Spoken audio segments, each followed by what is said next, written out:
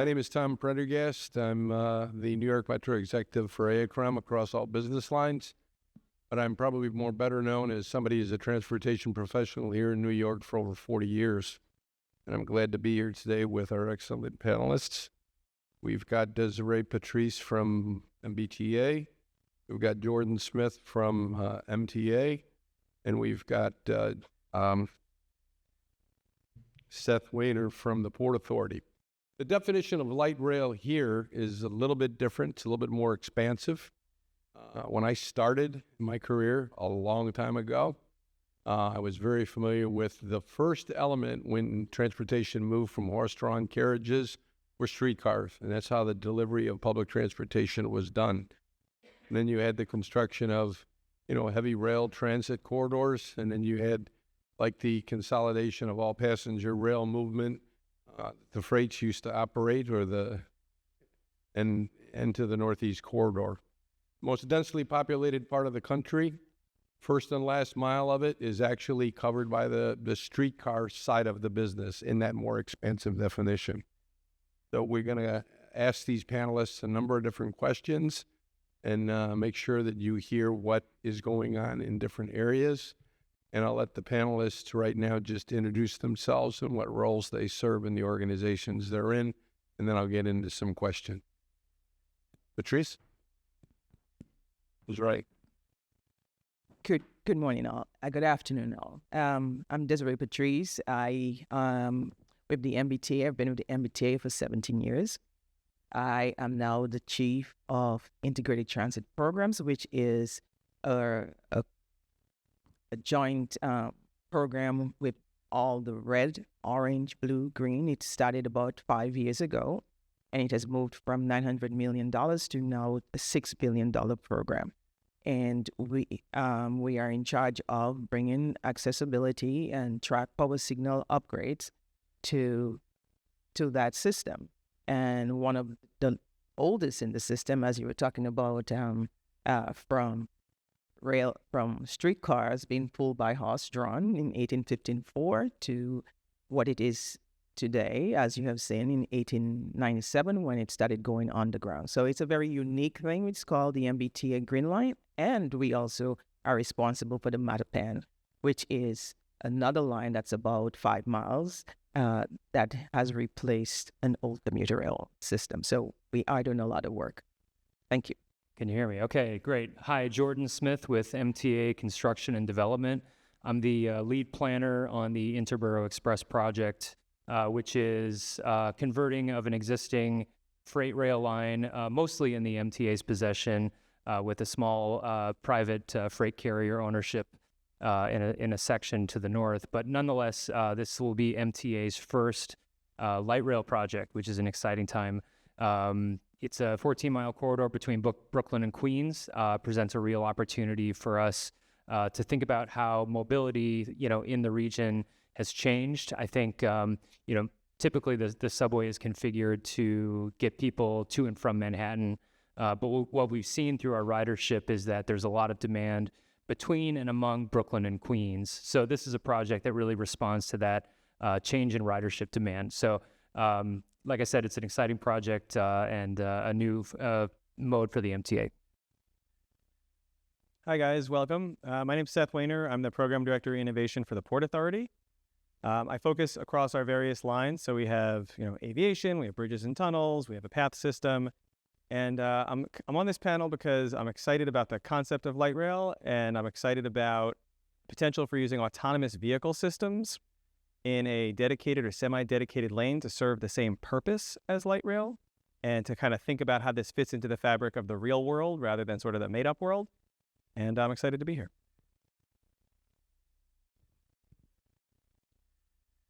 Desiree, as somebody who I think arguably has the oldest streetcar line in the country with the Green Line, you recently added to that with the GLS extension in a very dense urban environment, but very important transportation utility.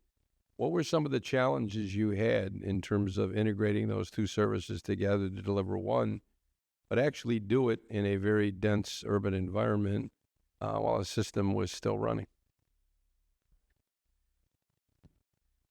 Well, like everything else, construction is not easy. And you're trying to bring 120-something year, 27-year-old system and attach it to a brand new system that runs for about 6 miles across the Charles River. One of our biggest challenges was to upgrade the 125-year-old bridge, which is the Science Park Litchmere Viaduct, and to get it up and running and ready at the same time for the new rail that's coming, and also in preparation for the new Type 10 vehicles. So, one, we were bringing this new infrastructure into areas that did not have train service. So we are introducing noise, trying to get people to accept that this light rail is coming to help make lives a little bit better. We still have to figure out how to do it in a controlled environment where we are not disrupting folks.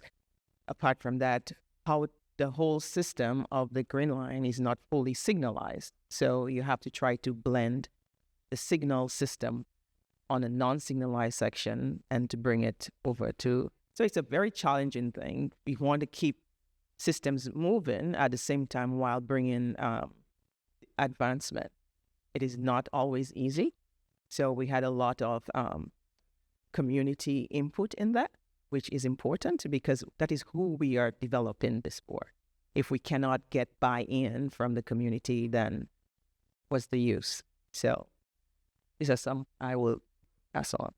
I'll just have one follow-up. I mean, I think most of us have worked at some of these older systems, the legacy systems. You inherited assets that some prior operator had who, over a period of years, if not decades, disinvested in. So you're now inheriting that asset, and you've got to make the critical decision. Do you rehabilitate that asset, or do you replace that asset? So you talked about one particular bridge that you had to spend money for, but I'm sure there were other infrastructure elements you had to do that with. So how did you do that in a general sense?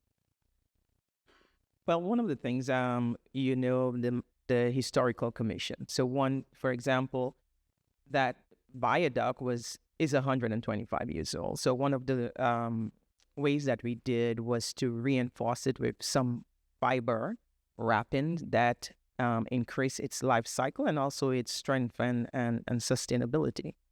When you're talking about old vehicles, I can have to bring your attention to the Mattapan line, which still runs the PCCs, which was developed back in 1940, and they are still running today. And in the next year or so, they will be the oldest still running on in the United States. And with that, the MBTA has spent a lot of its time making every part because there is nobody right now that make this thing. So you start thinking, how do you do it? A lot of the people has this nostalgia attached to it. So we have to find a way of how to bridge the gap between the nostalgia and technology. I think you've done a very excellent job in that regard.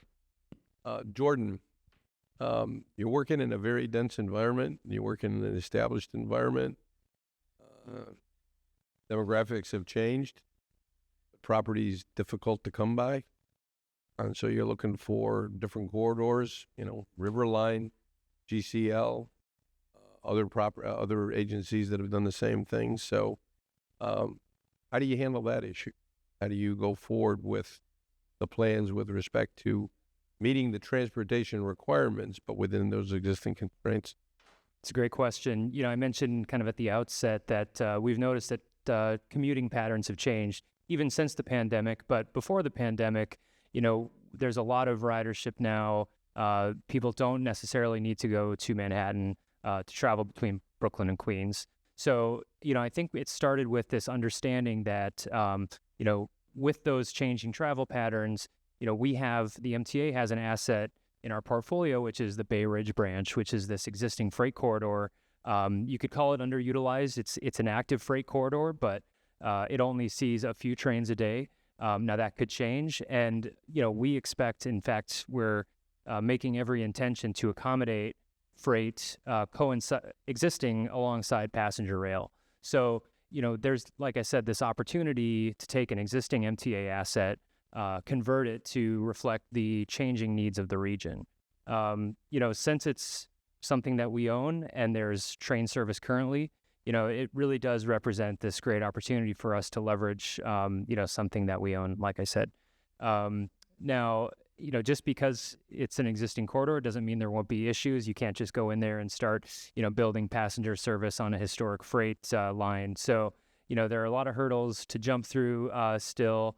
But like I said, these changing ridership patterns, we've really recognized in the last several years. And I think this project responds to that and really leverages those changes into something for the region. How do you accommodate for the other potential uses or goals? I mean, certainly you've talked about the transportation utility of the corridor, but in terms of development utility for whether it be housing or industrial development, I believe the original construction of that line was the New Haven to get down to the float bridges in Brooklyn. So it was primarily a freight use. But how do you accommodate for that? And how do you do mixed objectives in terms of delivering a project so that you can actually tick off all of those boxes? Sure. So, one of the big things is freight expansion. So the Port Authority has a cross-harbor freight program, which is, the expansion of freight service along the corridor. So I think a big part of this project is these partnerships. We need to ensure that there's a balancing of interests, not just passenger superseding freight service, for example, but that, neither project precludes the other. So, we work with our partners. We have an understanding of what each other's goals are. So in that sense, passenger and freight can coexist peacefully together. You mentioned other development. There are certain industrial regions that this project will travel through. So, we're sensitive to other New York City agencies and just the need for industrial, development in general. There are certain freight sidings along the corridor, picking up and receiving and distributing freight service. So, freight movement in the region is obviously critically important. On top of all this, they're getting the trash out of the city, and we certainly don't want to disrupt that critically important activity. So, the other thing I'll mention is just from a TOD standpoint, anytime there's new transit service, the city and the MTA, we certainly have an interest in how new development will respond to new transit service. Obviously, MTA isn't a land use agency, but we partner with the Department of City Planning, for example, to make sure when the Interborough Express comes online, that there is any land use actions that need to take place, to respond to upzonings, for example, that those are thought through. Seth, this one's for you. So traditional light rail, we've heard some examples on whether it's legacy or, the application of that technology going forward to the future, but it's steel wheel on steel rail. And there's still a place for that, especially where there's high density and you want to carry large numbers of people. But in terms of mobility and flexibility with that mobility, because demographics change, maybe not year by year, but as decades go by, demographics really change. And I think you've seen that on the IBX, for example, or even on the Green Line. So what are some of the things that the Port Authority is looking at from a standpoint of how do they take that innovation and utilize it in a way to meet that mobility, whether it's first or last mile, but that mobility need that we need to have from sustainability going into the future of transportation? Yeah, I think generally, I just want to say at the outset how extremely supportive I am of all forms of public transportation. I took MTA just moments ago to get from one Port Authority facility to another, going from World Trade to 42nd Street. So, in my mind, there's just a constant map of public infrastructure that's stitched together. But when I think about how we're doing that, and I think about how we've done that for the last 100 years, I really am considering how we're going to do it for the next 100 without bankrupting every penny in every pocket in everyone's purse. So when you consider that just the supply chains of how we make steel wheel vehicles, right? We're not making these in America as ubiquitously as perhaps we once were. And, if you go back 100 years and you look at the finances of the PATH system, this is a Port Authority owned system, we returned a tremendous profit. It was like 10 to 17% to the original owners of the Hudson and Manhattan tubes. And that's similar also for the MTA, for the main system. The richest money in the world, the Rothschild money, is going into that, as is August Belmont. Any horse fans out here with Belmont Stakes? Rah, rah, good. But today, these systems are not returning a 17% profit, right? Because the supply chains are just totally different. They've totally transformed, Raise your hand if you have a steel wheel vehicle in your driveway. Right, raise your hand if you have a rubber tire vehicle in your driveway.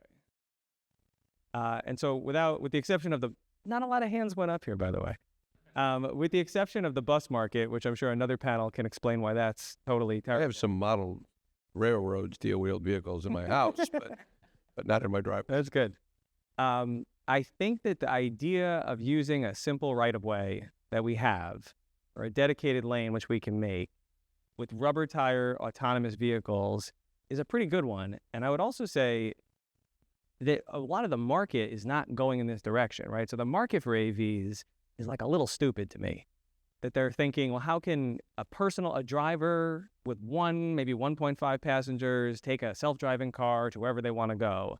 And that just sounds really messy. It sounds sloppy. It sounds crowded. It sounds like a good feeder for congestion pricing. So that's, I think, good.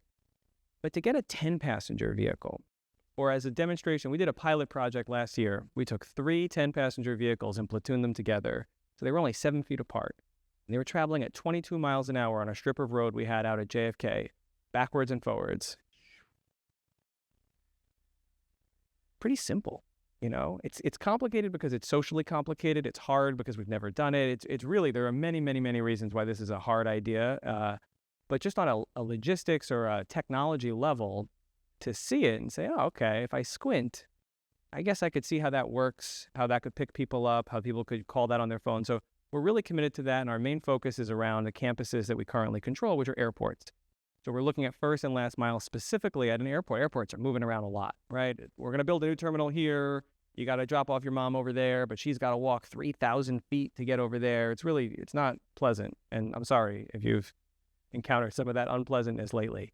And so that's where we're focused mostly, is these 3,000-foot journeys that don't require more than maybe 500-600 passengers per hour. It's on our campus. We control the entire block and lot, right? So from a regulatory perspective, we can control those risks.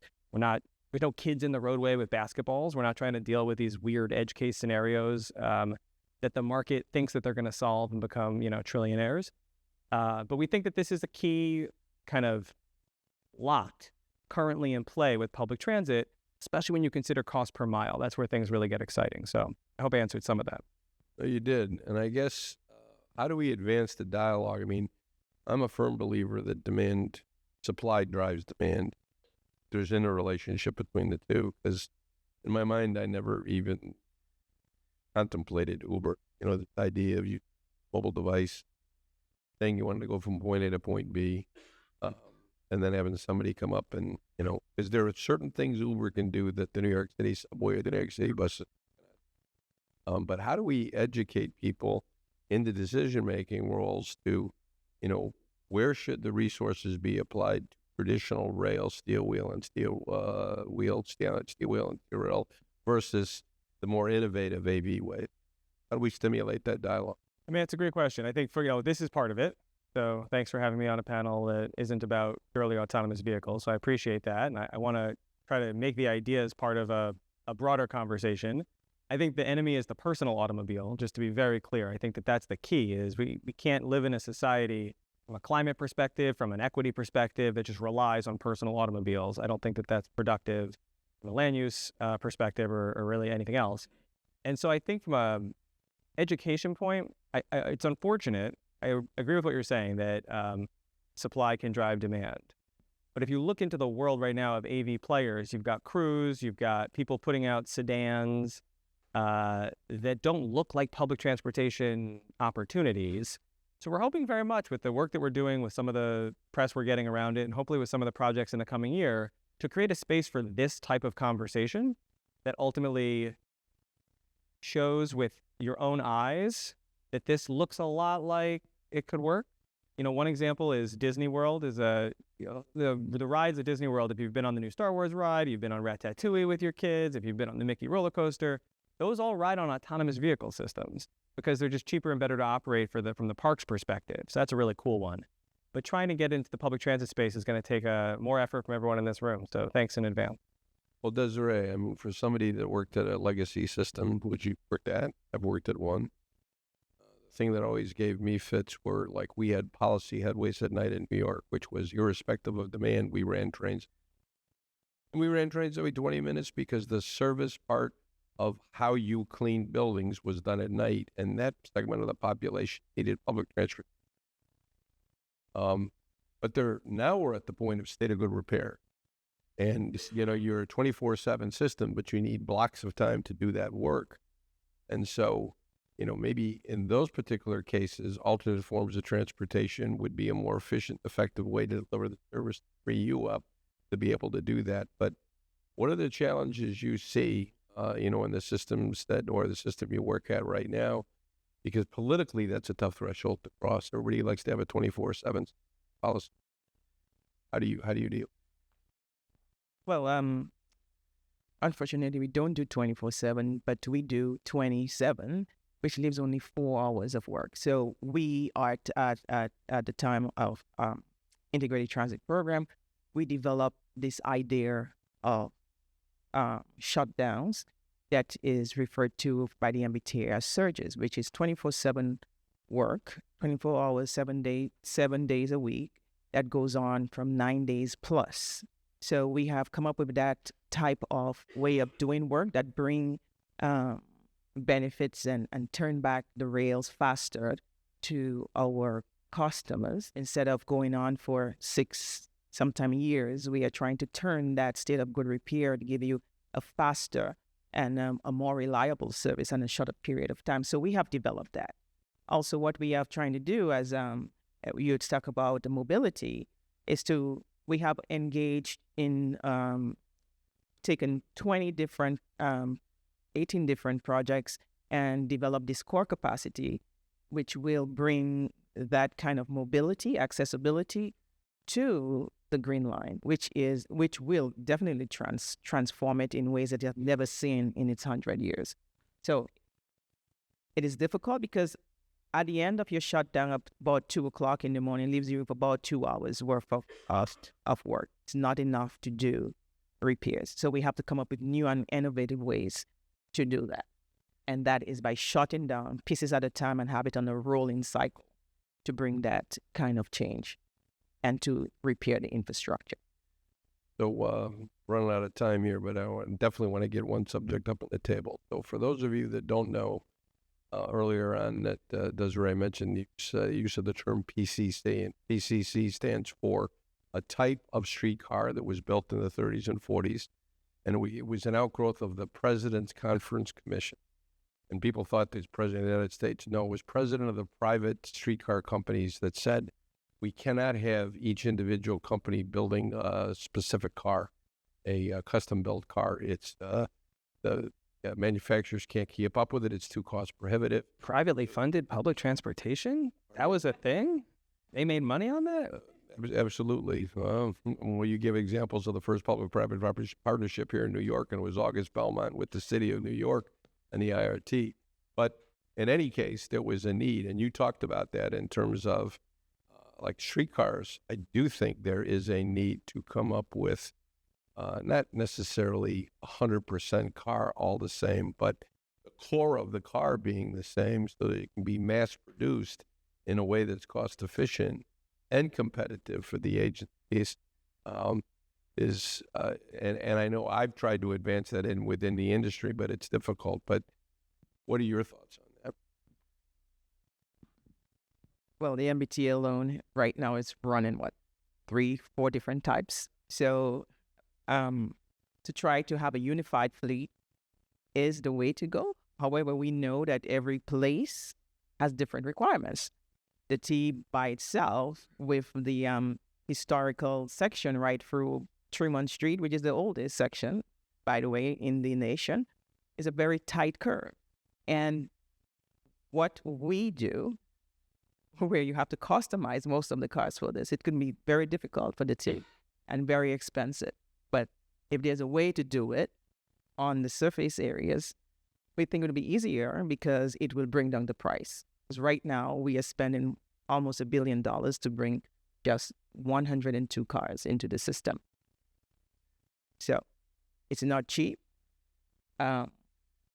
Public transit should not make what we call a profit. This is why we're doing it, in order to get people out of cars and into transit.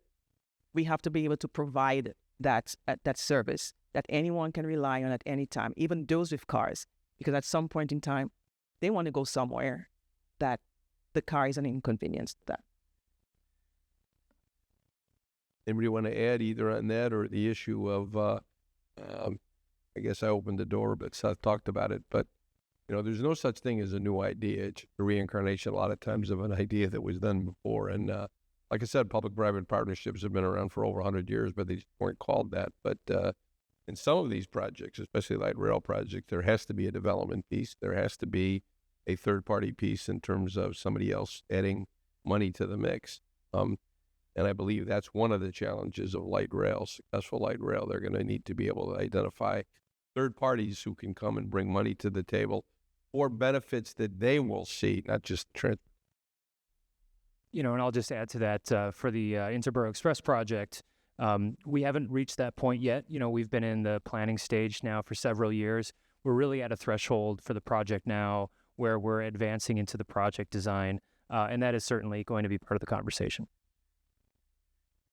I was reading a 10-year study of the original IRT. So let's say, 1903, 1904, 10-year study comes out in 1914. And the state of New York said, it'd be cool. There's some consists that are like 7, 8 cars. We should run just like a few cars out to the edge when there's not needed capacity to go to these edge perimeter terminuses. Maybe, but that technology doesn't exist yet. Maybe it'll exist in the future. And I was just touched by the notion that, to your point, it's not a new idea to say we're going to platoon together autonomous vehicles and we'll run one of them all the way out to the very end terminus where the traffic really isn't needed.